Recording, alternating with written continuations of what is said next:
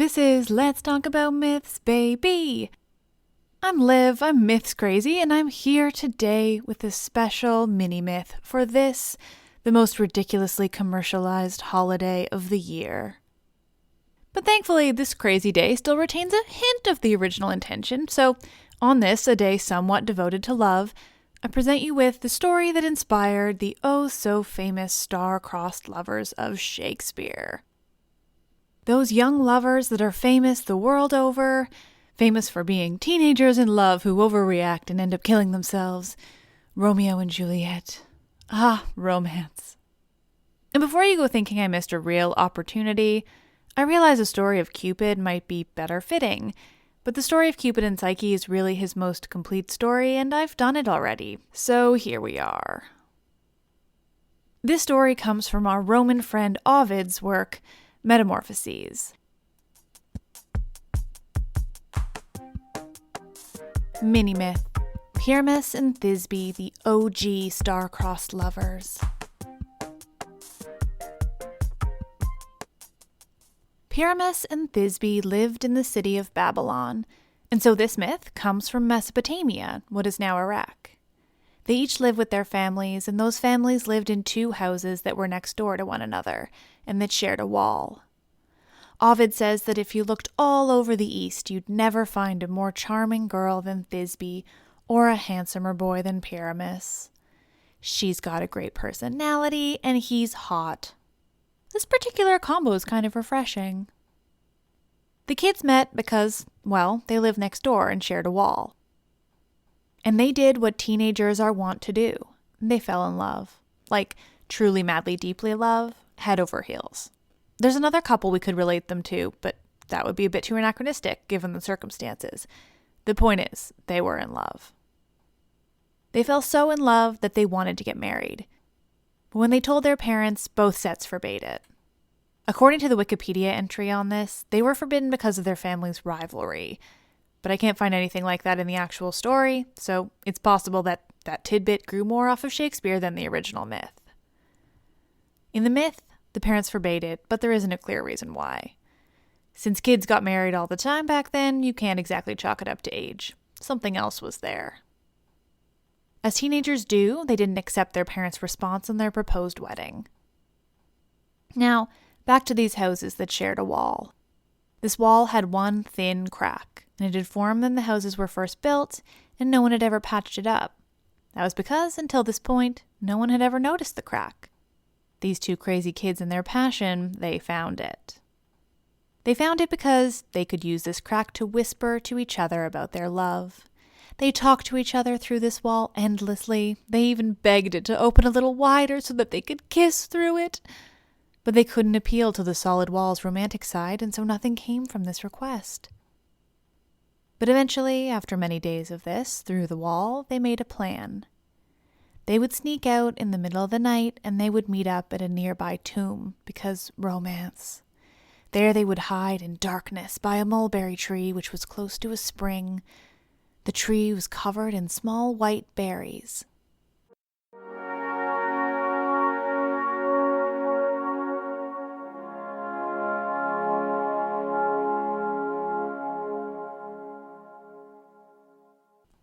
Thisbe arrived at the tree first, and she waited in the dark for Pyramus. But before he could arrive, a lioness, having just killed an ox, blood dripping from her mouth, came to the spring to take a drink. Thisbe spots the lioness and quickly makes it to a safe hiding spot away from the tree and the stream, but she flees so fast her shawl falls from her shoulders, and the lioness rips it to shreds with her bloody mouth. Of course, shortly after this, Pyramus arrives at the spot where they were to meet.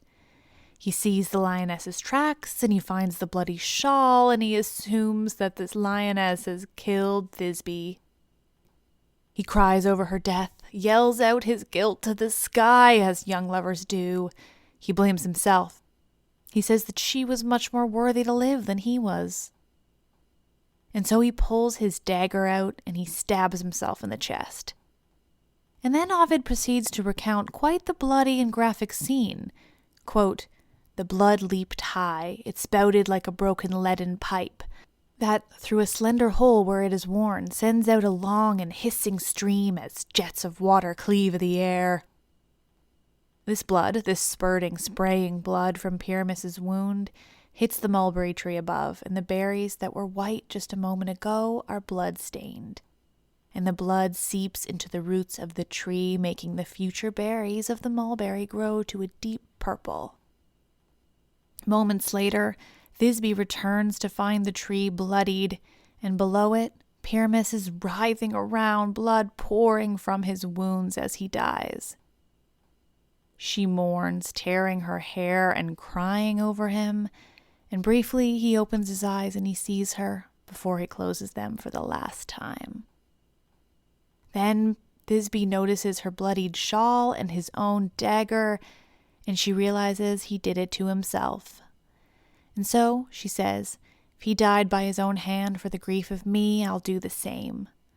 She calls out to the mulberry tree, asking it to keep the berries that dark purple color as a memoriam to the couple. And then she stabs herself with Pyramus's dagger.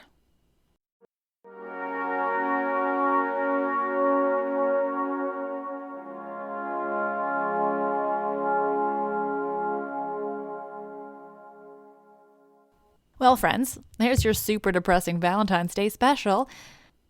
I don't know if you thought the story that inspired Romeo and Juliet would be an upper, but it's not. Teenage angst is a bitch. Thank you all for listening to this bummer of a bonus episode, but hey, now you can be those obnoxious people who know the history behind classic stories like Romeo and Juliet. Your friends and acquaintances will thank you. You can follow me on all the places. Just go looking. Smith's Baby everywhere. Also, if you already follow me on those places, you'll note that I had a creative streak and created some merch. So if you feel like rocking your knowledge of Zeus's perviness or a few other myth tidbits that I created, head over to redbubble.com and search Myths Baby. That, or head to my website, mythsbaby.com, where I've added a link. Unfortunately, with this system, I have no way of testing how the designs turn out, so if you buy something, please send me a picture so I can see how it looks. Oh, and all the designs are black, but they still give you the option to print them on a black shirt, but that would look crazy, so don't do that. You're all magnificent, and I love this shit.